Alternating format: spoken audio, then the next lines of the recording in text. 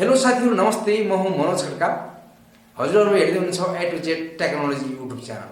आजको यस भिडियो अन्तर्गत रहेर मैले के जानकारी दिँदै छु भने तपाईले पुलिस रिपोर्ट बनाउनको लागि अनलाइन फर्म भरिसक्नु भएको थियो होला र पुलिस रिपोर्ट भेरिफाई भएर पनि आइसकेको होला हैन।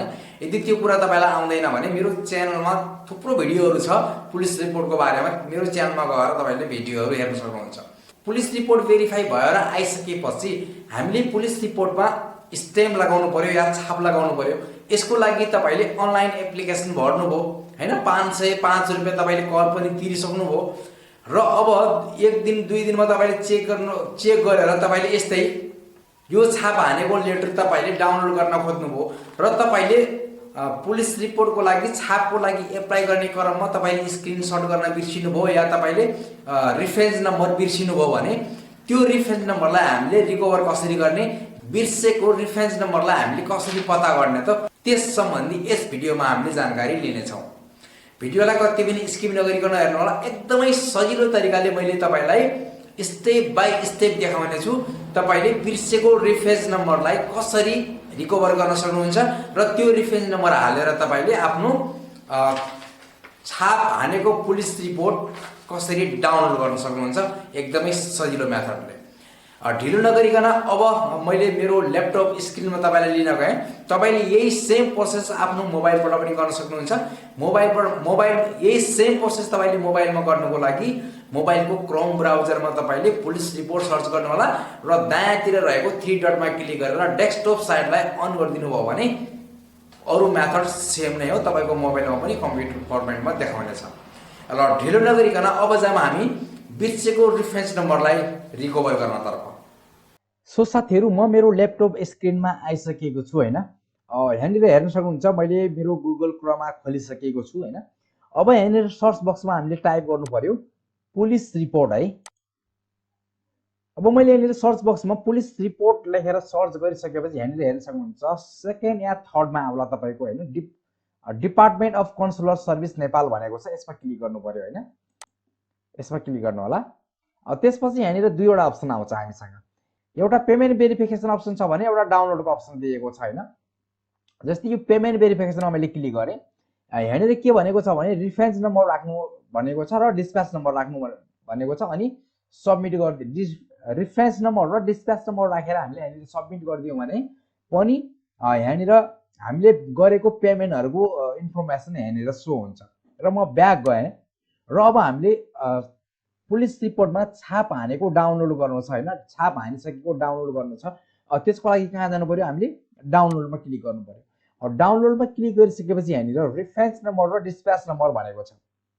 यदि तपाईसँग रेफरेन्स नम्बर याद छ भने तपाईले रेफरेन्स नम्बर राखेर र डिस्प्याच नम्बर भनेको तपाईको यहाँनिर यो कार्डमा हुन्छ। जस्तै मैले तपाईलाई देखाएँ यहाँनिरको यो नम्बर डिस्प्याच नम्बर भनेको छ। यो डिस्प्याच नम्बर यहाँनिर राख्ने र यहाँनिर रेफरेन्स नम्बर राखेर सबमिट गरिदिनु भयो भने तपाईले तपाईको डाउनलोड फाइल यहाँनिरबाट भेट्न सक्नुहुन्छ। र अब तपाईले रेफरेन्स नम्बर बिर्सेको खण्डमा हामीले के गर्ने त हैन। तपाईले रेफरेन्स नम्बर बिर्सिसक्नु भएको छ र तपाई यो भिडियोमा त्यसकारणले गर्दा यो भिडियोमा तपाई आउनु भएको छ भने अब हामीले कसरी रिकभर गर्ने त अब त्यो तर्फ लाग्यौं है। मैले ब्याकमा क्लिक गर्छु र हामीले बिर्सेको रेफरेन्स नम्बर रिकभर गर्नको लागि या पत्ता गर्नको लागि हामीले यहाँनिर एउटा थर्ड अप्सन छ हेर्न सक्नुहुन्छ रेफरेन्स नम्बर बिर्सिनु भयो भनेको छ। यसमा क्लिक गर्नु पर्यो है।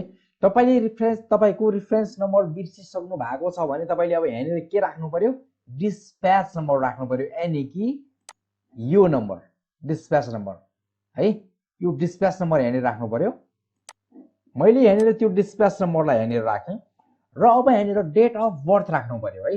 जुन यो कार्डमा डेट अफ बर्थ छ त्यो डेट अफ बर्थ यहाँनिर राख्नु पर्यो। मैले यहाँनिर डेट अफ बर्थ राख्छु।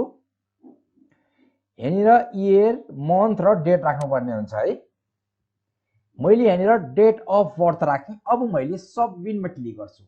यहाँनिर डिस्प्याच नम्बर पुलिस रिपोर्टमा रहेको डिस्प्याच नम्बर र यहाँनिर डेट अफ बर्थ राखेर अब मैले सबमिटमा क्लिक गर्छु।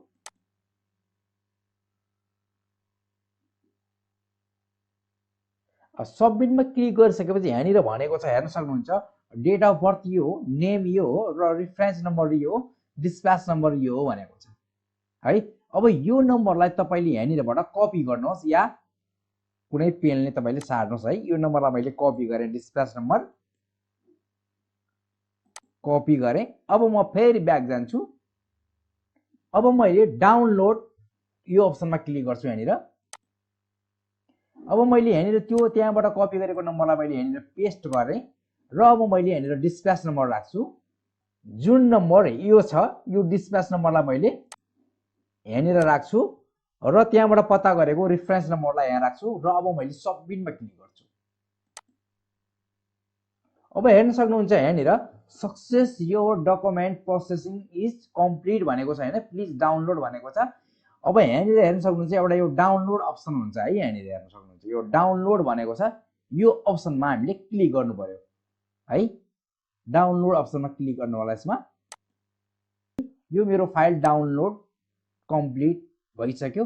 यहाँनिर मेरो पीडीएफ फाइल डाउनलोड भइसक्यो। यसलाई मैले खोलेर देखाएँ तपाईलाई। डबल क्लिक गर्छु। हेर्न सक्नुहुन्छ यहाँनिर कन्सुलर विभागबाट स्ट्याम्प हानेको पुलिस रिपोर्ट मैले प्राप्त गरिसकेँ।